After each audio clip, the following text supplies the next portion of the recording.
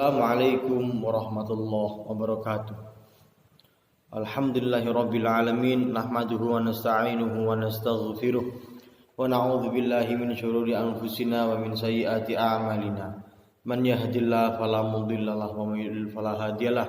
Amma ba'du. Anak-anakku sekalian, kelas 8 SMP Negeri 2 Girimarto.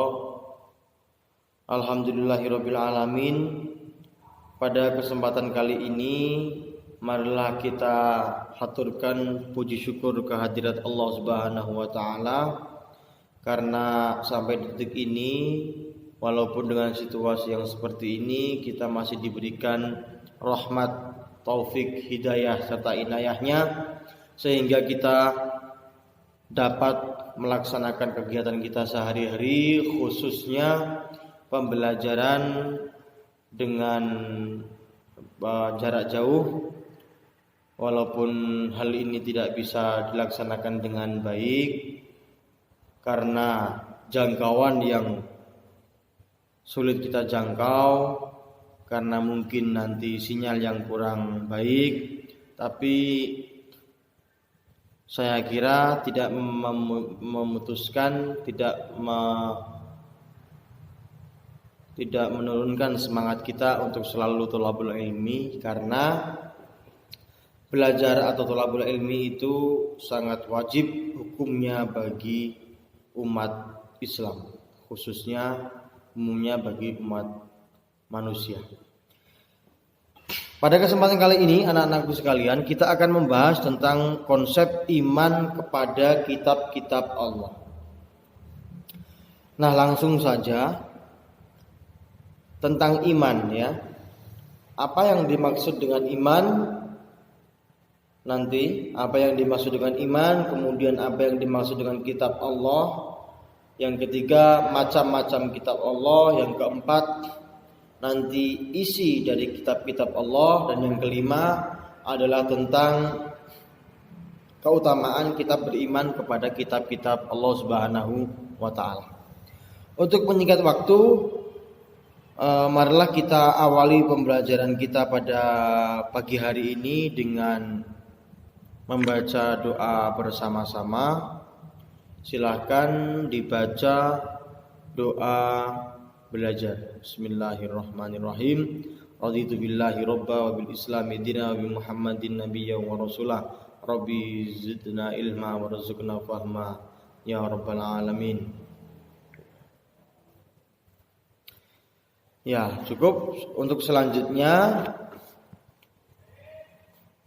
silahkan sekarang kalian buka bukunya. Jika belum punya buku, silahkan kalian lihat dan cermati apa yang akan saya utarakan, apa yang akan saya jelaskan, dan kita pelajari dengan seksama. Iman. Yang pertama adalah iman.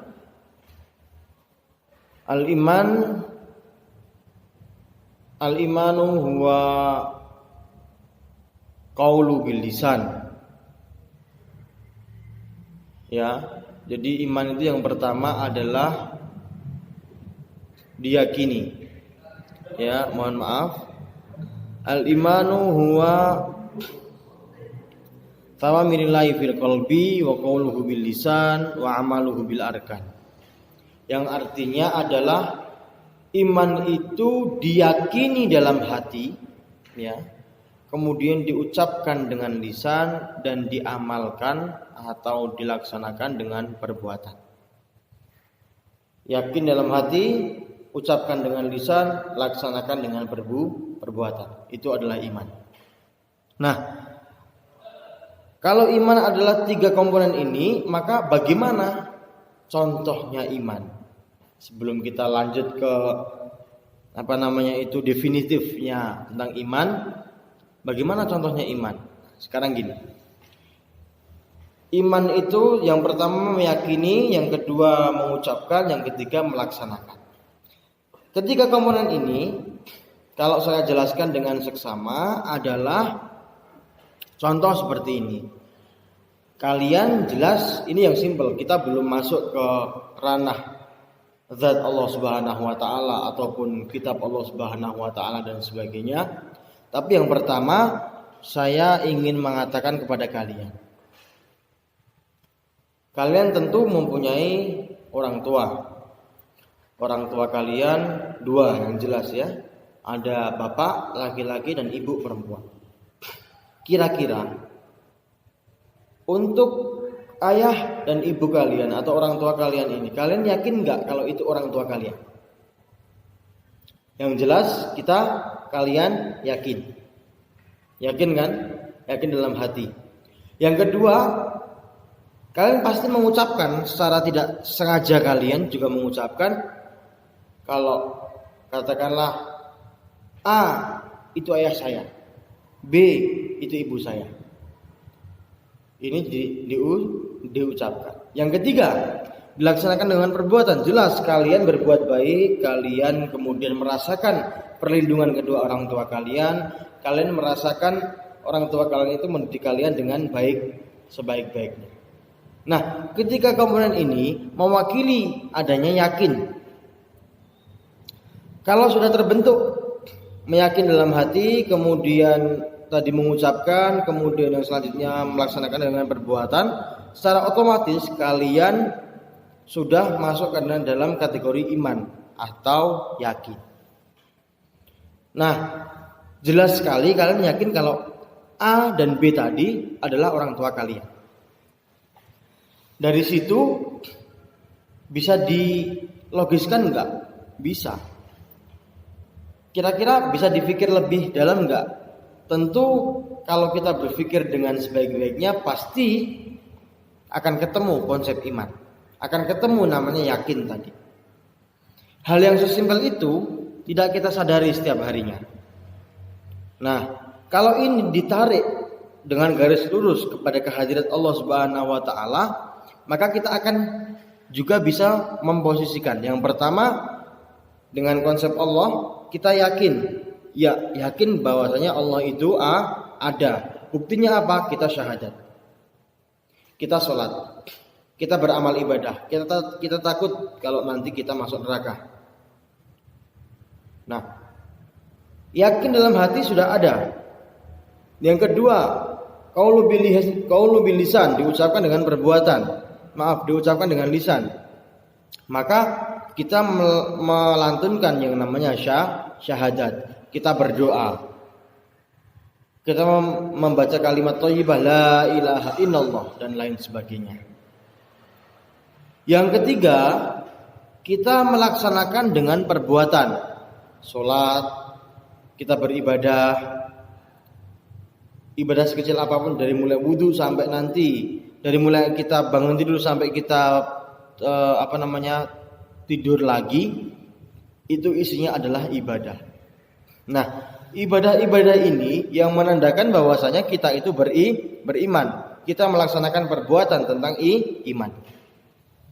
Dari sini saya harapkan kalian paham apa yang dimaksud dengan iman. Ya, 3 komponen tadi, yakin, kemudian ucap dengan lisan, laksanakan dengan perbuatan. Saya kira konsep iman sudah paham. Selanjutnya kita lebih spesifikkan kepada iman sendiri. Secara definitif atau secara pengertian, iman itu adalah meyakini dengan sepenuh hati. Iman adalah meyakini dengan sepenuh hati. Maka apabila kita beriman, otomatis kita meyakini dengan sepenuh hati. Meyakini dengan sepenuh hati ini terdiri dari 3 komponen tadi, yaitu meyakini, mengucapkan, dan melaksanakan. Nah, iman secara definitif atau secara pengertian adalah meyakini dengan sepenuh hati. Yang selanjutnya, kategori kedua adalah tentang iman kepada kitab-kitab Allah. Ya, apabila kita sudah paham tentang iman, kita masuk ke kitab-kitab Allah. Sekarang apa sih yang dimaksud dengan kitab-kitab Allah? Nah, kitab itu termasuk ke dalam kalam. Apa itu kalam? Kalam itu pangandikan kalau orang Jawa. Kalam itu firman, ya. Jadi bukan makhluk. Ada orang yang mungkin salah mengartikan bahwasanya Quran itu makhluk, tidak. Quran itu kalamnya Allah Subhanahu wa taala. Nah, kalam Allah Subhanahu wa taala ini dibagi menjadi beberapa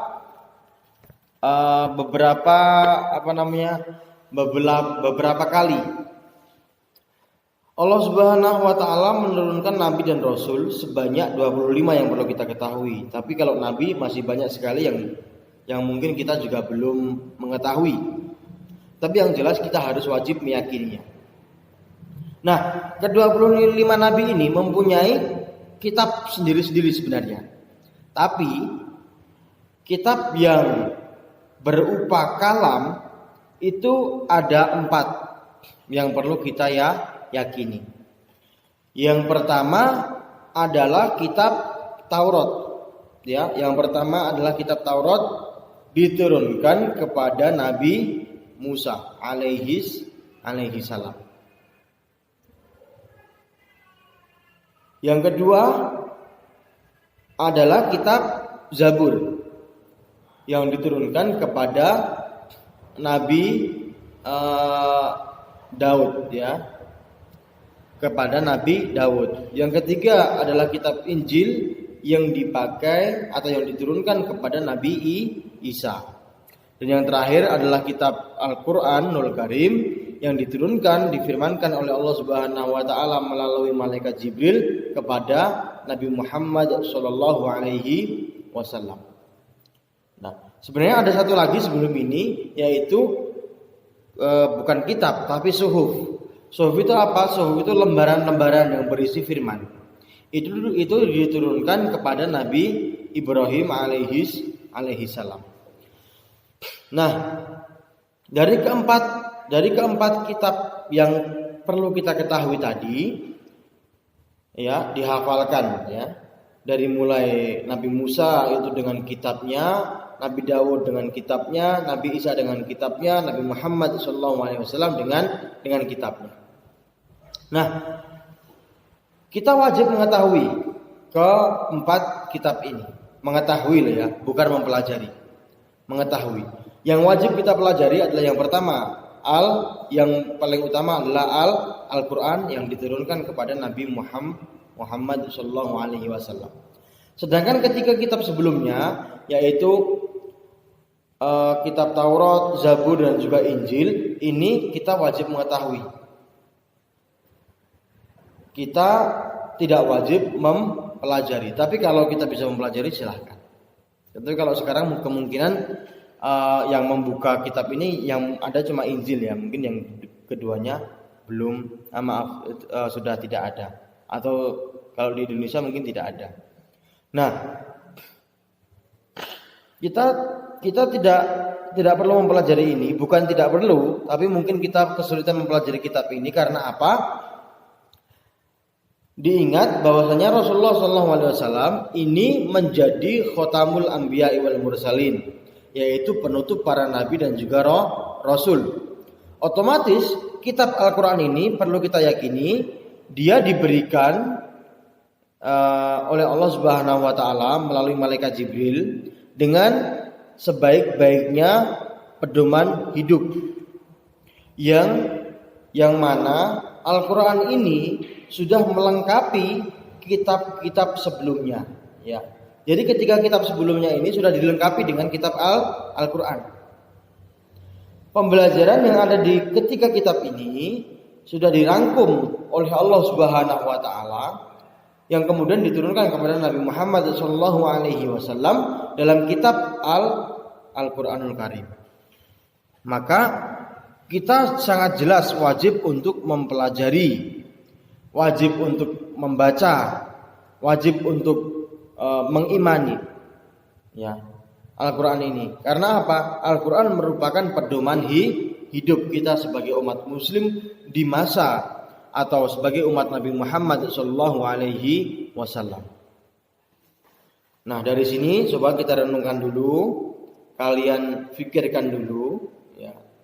Jadi dari mulai awal konsep iman sampai ke konsep Al-Quran ini, kalian lihat, kalian dengarkan, kalian pelajari. Dari sini ada sejarah yang tersirat di sini. Nah, setelah kita mempelajari tentang kitab-kitab Allah, khususnya di Al-Quran, maka kita nanti akan mempelajari juga tentang isi kitab-kitab Allah Subhanahu wa taala. Yang di sini yang kita ketahui ada 4 kitab-kitab Allah Subhanahu wa taala ini. Nah, sebelum kita masuk ke kitab Injil, kemudian Zabur dan Taurat, kita pelajari dulu Al-Quran yang merupakan spesialisasi kita oleh Allah Subhanahu wa taala, yaitu melalui malaikat Jibril yang diturunkan kepada Nabi Muhammad SAW. Kitab Al-Quranul Karim atau kitab Al-Quran ini diturunkan kepada Nabi Muhammad SAW melalui malaikat Jibril. Diturunkan ini pada saat Nabi Muhammad SAW melaksanakan khalwat atau berdiam diri, bermeditasi, merenung di mana di Gua Hira. Pada saat beliau diangkat menjadi Rasul. Nah, Al-Quran sendiri ini memiliki beberapa isi. Yang paling kita sering dengar yaitu Al-Quran memiliki 114 surat. Dari mulai Fatihah sampai kepada Al-Ikhlas. Terdiri dari 114 surat yang dirangkum dalam 30 juz. Memiliki kurang lebih 6.660 ayat. Nah, di sini di dalam kitab Al-Quran ini terdiri dari mulai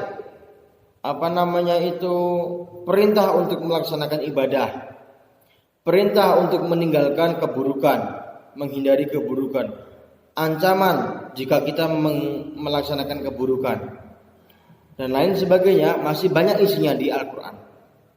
Dan mempelajari Al-Quran itu tidak cukup hanya membaca artinya, tapi juga menafsirkannya. Nah, menafsirkan Al-Quran ini khusus dengan tafsir-tafsir yang ada. Hati-hati, karena Al-Quran itu satu ayat itu tersirat banyak sekali makna.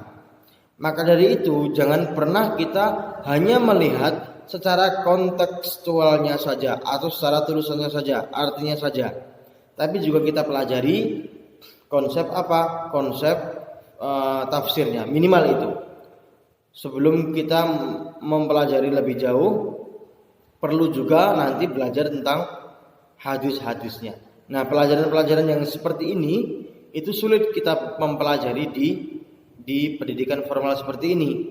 Kita harus mempelajari lebih lanjut di eksternal atau di non formal, di pondok pesantren, mungkin di di LPG atau lembaga pendidikan Al-Quran yang lebih baik, yang spesialisasinya lebih tinggi. Nah, anak-anakku sekalian, perlu kita pelajari.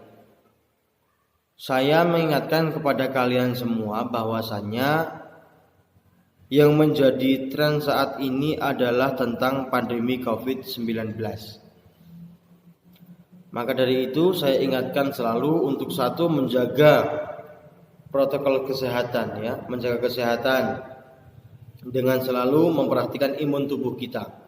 Yang kedua, selalu cuci tangan pakai sabun di setiap kita mau makan atau setelah kita melaksanakan aktivitas. Yang ketiga, selalu menjaga diri kita, khususnya jika kita dekat dengan orang lain, selalu menjaga jarak. Yang keempat, selalu menggunakan masker. Dan yang kelima, mohon tolong untuk membatasi mobilitas agar pandemi COVID ini segera berakhir, khususnya di daerah kita sendiri, dan umumnya di daerah kecamatan sampai ke kabupaten kita, dan semoga Indonesia selalu damai dan selalu sehat, terhindar dari segala macam wabah dan penyakit. Nah, anak-anak sekalian, saya ingatkan juga kepada kalian semua untuk selalu menjaga wudhu dan juga menjaga sholat. Minimal kalian harus mengerjakan 5 waktu yang ada. Dari mulai subuh, zuhur, asar, maghrib, dan juga isya. Tolong kalian, karena kalian sudah remaja, kalian sudah baligh. Dalam hitungan Islam, remaja itu disebut dengan baligh. Maka semua amal ibadah yang baik maupun buruk itu sudah menjadi tanggungan kalian masing-masing. Maka karena itu menjadi tanggungan kalian masing-masing, maka saya ingatkan kepada kalian untuk selalu melaksanakan apa perintah-perintah dari Allah Subhanahu wa taala. Wabil khusus salat merupakan salah satu cara kita mendekatkan diri kepada Allah Subhanahu wa taala. Dan salat merupakan kebutuhan. Ingat, salat merupakan kebutuhan kita. Nah, anak-anakku sekalian, saya kira cukup sampai di sini perjumpaan kita kali ini. Silakan kalian buka kembali kalau kalian belum paham, kalian putar kembali video ini jika kalian belum paham. Kemudian kalau ada yang ditanyakan, silakan kalian bisa menanyakan kepada saya lewat jaringan pribadi. Jangan lupa kalian untuk selalu mengamankan diri memakai masker. Sebelum kita akhiri, marilah kita berdoa dulu dengan doa selesai belajar. Bismillahirrahmanirrahim. Rabbana anfa'na bima 'allamtana, Rabbi 'allimna alladhi yanfa'una, Rabbi faqihna wa faqih ahlana wa qurabati lana fi dinina walhamdulillahi rabbil alamin. Cukup sekian dari saya. Apabila ada salah kata dan salah perkataan, saya mohon maaf yang sebesar-besarnya. Walafu minkum wallahul muwaffiq ila yuhibbuhu ma yardah. Ihdinas siratal mustaqim. Wassalamualaikum warahmatullahi wabarakatuh. Wallahu a'lam bishawab.